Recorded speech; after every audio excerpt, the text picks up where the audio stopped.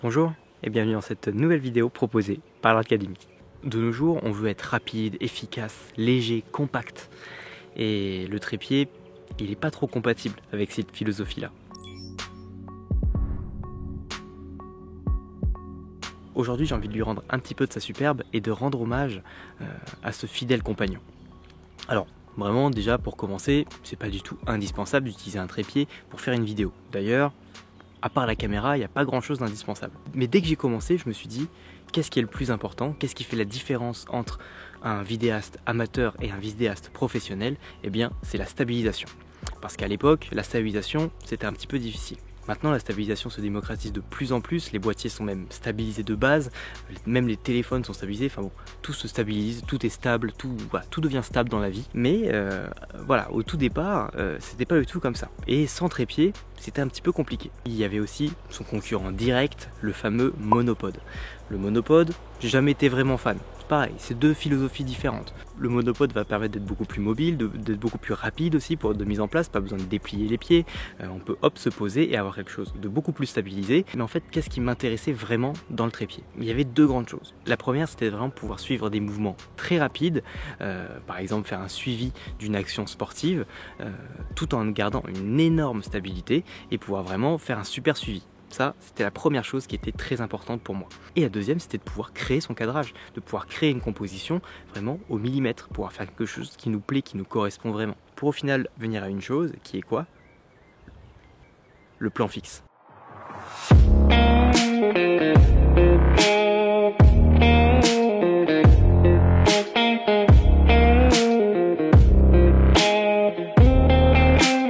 Le trépied et le plan fixe, c'est deux choses qui sont véritablement sous-cotées. On le perd de plus en plus, tout simplement parce qu'on est avide de dynamisme, on est avide d'énergie, on est avide de fun et il se trouve que le plan fixe en lui-même, comme son nom l'indique, c'est chiant. Voilà, ça paraît vraiment chiant, ça paraît austère. Il se trouve que moi, ça me transmet des choses, ça me fait quelque chose, même quand je regarde dans le cinéma, les grands plans fixes, les plans vraiment très aériens, on va voir un bon gros paysage, des choses comme ça qui vont donner énormément de grandeur et d'espace à la scène. À chaque fois, ça me fait quelque chose. Je ressens un petit truc qui fait que waouh, je trouve ça dingue. Et du coup, j'ai cette sensibilité-là du plan fixe. J'ai cette sensibilité, j'aime beaucoup l'utiliser, bien sûr avec parcimonie, mais j'aime beaucoup l'intercaler un petit peu, faire des bons contrastes entre utiliser un stabilisateur, type Ronin, et passer juste après sur un plan fixe. Et un vrai plan fixe. On le pose, bien cadré, bien posé, belle composition, bon cadrage. Et ça, j'aime beaucoup le rendu, et c'est ce qui, au fil des années, m'a façonné un petit peu, et ce que j'ai apprécié faire, et que j'essaye d'améliorer au fur et à mesure du temps. Alors voilà, je vous ai un petit peu vendu le plan fixe, la manière de pouvoir vraiment créer son cadrage, prendre le temps de venir poser sa caméra sur son trépied, et de pouvoir venir composer avec son paysage et son sujet, et faire quelque chose de plutôt sympa. Et il y a aussi la stabilisation qui va vous permettre de faire un plan une stabilité sans faille, ça c'est sûr qu'un trépied, c'est voilà. À condition par contre d'avoir le bon trépied, d'avoir le trépied qui va faire l'affaire, d'avoir le trépied qui va être en mesure de répondre à tous vos problèmes. Alors ça va pas être une vidéo vraiment où je vais vous présenter tous les types de trépieds, mais je vais vous donner quand même quelques petits conseils, quelques petits retours d'expérience à ce sujet. Pour commencer, on va dire qu'il existe deux grandes familles de trépieds. Les trépieds tout en un, où la rotule est intégrée au trépied. La rotule, c'est ce qui va accueillir l'appareil photo. Donc ça, voilà, intégré. Et les trépieds, on va dire en kit, où on achète du coup uniquement le trépied d'un côté et on va devoir aller acheter une rotule supplémentaire qui va venir se fixer sur ce trépied. La plupart du temps, pour les trépieds tout en un, ce sont des trépieds de mauvaise qualité, d'entrée de gamme, très entrée de gamme. C'est un peu au détriment de la qualité de stabilisation, aussi d'expérience utilisateur, parce que quand on a un trépied un peu bancal, qui a du jeu un peu partout, qui risque de se péter la gueule à chaque fois et tout ça, on n'est pas serein, c'est pas agréable. Donc moi j'ai tendance à éviter ce genre de trépied là. J'ai toujours fonctionné avec un trépied. On achète un trépied pour ce qu'il est et on achète une rotule pour ce qu'elle est. L'avantage qu'il y a aussi avec ça, c'est que vous allez pouvoir avoir un seul trépied et pouvoir juste prendre plusieurs rotules en fonction de ce que vous voulez faire. Ça, c'est aussi un intérêt non négligeable. Par exemple, voici un trépied qui a une petite dizaine d'années. C'est le plus vieux trépied de qualité que j'ai acheté. C'est le premier, en fait, c'est tout simplement le premier trépied de qualité que j'ai acheté, que j'ai dû acheter environ 150 € grand maximum. Voilà. Je vous mettrai les références si ça vous intéresse, certainement avec le nouveau modèle qui correspond à ce niveau-là. Donc c'est très bien, vous avez une grande hauteur, ça c'est plutôt chouette, et vous avez également une colonne centrale qui va vous permettre de faire des choses très intéressantes qu'il ne faut pas négliger. Ça va être quand vous arrivez ici. Voilà, et donc ça, qu'est-ce que ça fait? Ça permet du coup de pouvoir venir se rabaisser énormément et de pouvoir faire des plans très très bas. Ça, c'était une de mes exigences principales au tout début, parce que dans mes débuts de vidéaste, dans mes débuts de photographe, j'adorais faire des plans vraiment au ras du sol. J'aurais pu les faire sous la terre, je les aurais fait sous la terre.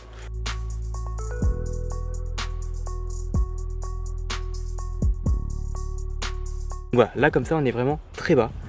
On dirait une petite araignée comme ça, et vous pouvez venir du coup greffer votre rotule juste ici et faire des choses très intéressantes, des plans très intéressants et d'une grande stabilité. Vous n'êtes pas obligé de poser votre caméra un peu bancale entre deux cailloux. Donc ça c'est assez chouette. La colonne centrale, c'est assez cool. Ah. Alors, il en existe différents types, que ce soit en aluminium, que ce soit en carbone. Carbone c'est plus léger mais c'est plus cher. Voilà, moi j'ai toujours fait le choix de prendre un abonnement à la salle, de me renforcer physiquement et de payer moins cher mon trépied. Voilà, ça a toujours été un petit peu mon choix, mais effectivement il y a plein de choses qui existent en carbone, ça peut être très intéressant aussi. Mais vous avez vu, ici, on peut rien mettre, on peut rien faire, avec ça on va pas très loin. Alors il arrive une autre chose qui va être la rotule. Hop là, et ça c'est ce qu'on va appeler une rotule vidéo. Et une petite rotule vidéo qui, celle-là, m'a accompagné pendant aussi pas mal de temps. Qu'est-ce qui différencie une rotule vidéo d'une rotule photo? Eh bien déjà, c'est déjà un peu plus conséquent. J'ai vu une rotule photo se balader là, c'est assez sauvage comme chose, mais je vais réussir de la choper là. Je la vois arriver là. C'est bon, je la tiens, c'est bon là. Allez, j'ai réussi à la choper là, voilà. C'est assez sauvage comme truc, mais ça marche. Hop. Voici une rotule photo. Je vous ai parlé de cette rotule sur la vidéo sur l'architecture. Voilà, donc ça c'est petit, c'est compact, c'est agréable. Ça, c'est pas pareil. Tout de suite là, on rentre dans le dur. Donc l'avantage qu'il y a, c'est que ceci et ceci sont compatibles sur ce trépied, évidemment. Comme ça, on peut vraiment switcher entre les deux. Vous n'êtes pas obligé d'acheter 6000 trépieds pour tout ce que vous allez faire. Donc ça, c'est assez intéressant. Hop là. C'est presque du plug and play, hein. Ça marche très très bien. Hein. La grande différence que vous allez avoir, c'est que vous allez avoir ici, hop, vous allez pouvoir déverrouiller ça, et vous allez avoir ici une bague, hop là, que vous allez pouvoir régler en fonction de la fluidité que vous voulez avoir, et ça va vous permettre de faire des mouvements extrêmement fluides. Vous sentez, c'est fluide, il n'y a aucun grincement, rien. Ça tourne d'une grande légèreté, d'une grande fluidité. Et ça c'est agréable. Et ça ne marche pas que dans ce sens-là, hein.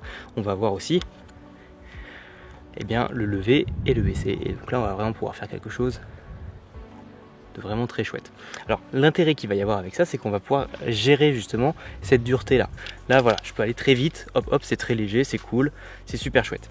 Ensuite, si je vais dans l'autre sens, hop, hop, là, je dois quand même un peu forcer. Et d'ailleurs, on voit même que je force tellement que ça peut même dévisser la rotule. Ils ont prévu à tout, hein, chez Manfrotto. Qu'est-ce qu'on peut faire? On peut avoir ici, hop, ici on a des petits trous, vous pouvez rentrer des petites vis à ce niveau-là pour venir tout sceller et que ça ne bouge plus. Hein. On va mettre des petits, des petits freins à l'intérieur, comme ça va pouvoir bien la verrouiller. C'est nécessaire pour pouvoir faire des bons plans. Cette rotule, elle m'a accompagné sur plein d'événements sportifs, j'ai filmé plein de choses avec, et c'est vraiment un très bon combo qui reste quand même relativement compact, relativement léger. C'est plutôt chouette, hein. Voilà, et on en est à peu près dans les 300 € hein, de tout. Ça fait vraiment, on est dans les 10 ans. Hein. On est dans les 10 ans et ça m'accompagne encore tous les jours et ça fait toujours le taf et aucun problème. Donc c'est quand même plutôt rentable, hein, c'est plutôt rentable, et je vous dis, voilà, je l'ai utilisé professionnellement, il en a fait des centaines de tournages. C'est un bon petit gars ça, un bon petit gars. Allez, on passe à la suite.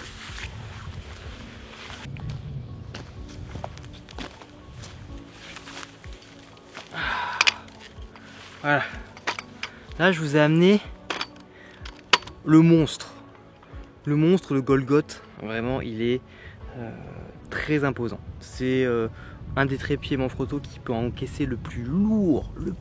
Il peut porter très lourd. C'est pas pour rien que j'ai pris celui-là. On y revient tout à l'heure.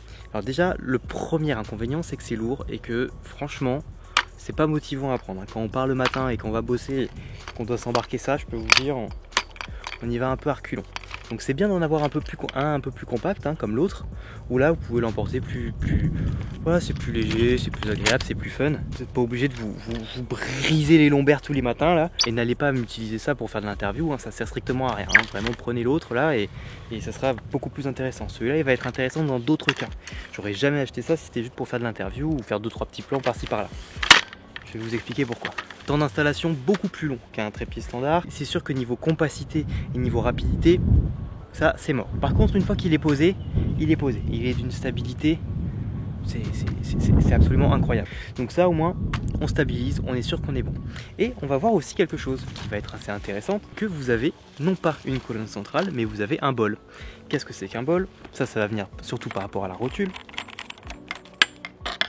Hop là, vous avez cette petite partie ici, avec une longue vis ici, et toute cette partie arrondie qu'on va appeler le bol. Et hop, on va venir l'embrancher. Donc moi, c'est un trépied avec une superficie de bol qui est assez large. Donc j'ai pris une rondelle réductrice, un adaptateur on va dire tout simplement, qui va me permettre de pouvoir monter cette rotule là. Donc cette rotule là elle est très bien. Pourquoi? Parce que comme c'est un bol, je vais venir visser, vous allez vous dire ouais ok bon c'est pas mal. Pas mal, c'est quand même plus long à installer que l'autre. Effectivement, je vous ai dit la rapidité là on n'y est pas. Il faut vraiment venir la veille pour faire son tournage.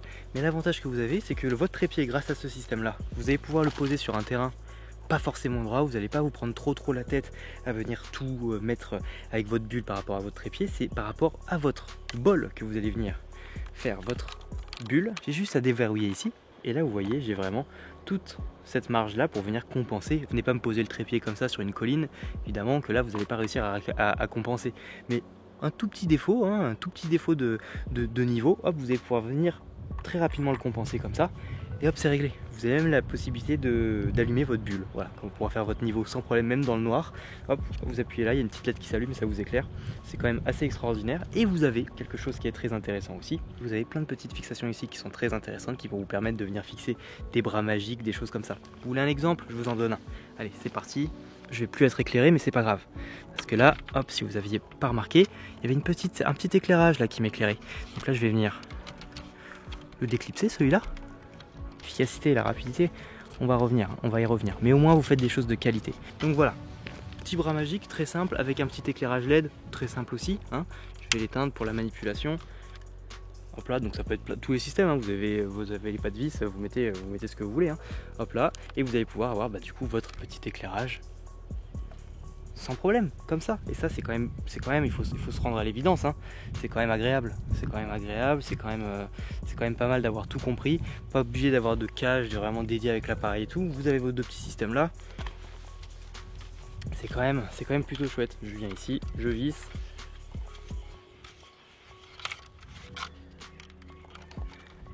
et c'est parti.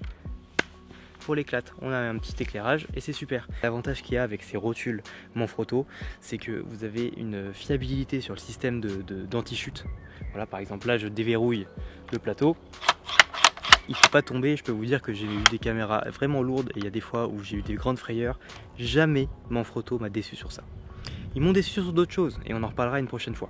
Il y a plein d'autres choses qu'on peut décrier sur cette marque là. Ils sont pas forcément compétitifs niveau prix, ils sont pas forcément aussi ergonomiques. Il y a des choses qui sont un petit peu galères, beaucoup moins rapides que certaines autres marques, mais on est sur quelque chose qui traverse les années sans aucun problème. On est sur quelque chose de très solide et je vais vous montrer pourquoi j'ai investi dans celui-là. Tout simplement parce que j'ai une grue, voilà, tout simplement, qui me permet de faire des grands mouvements avec une super amplitude. Et je voulais pas acheter le trépied dédié de cette grue-là parce que non seulement il coûtait plutôt cher, mais en plus de ça, il m'aurait servi qu'à ça. Et ça, c'était pas intéressant. Je voulais réussir à trouver un bon gros trépied vidéo qui pouvait me permettre de filmer avec ma caméra et de pouvoir aussi fixer ma grue quand il fallait. Voilà pourquoi je suis passé sur celui-là. Et ça permet vraiment du coup de pouvoir avoir un combo assez compact, de limiter aussi l'investissement de matériel et de limiter aussi la place, l'encombrement, parce qu'après quand on se retrouve avec un trépied pour chaque chose, ça devient un peu compliqué. Et donc là, c'était un très bon combo.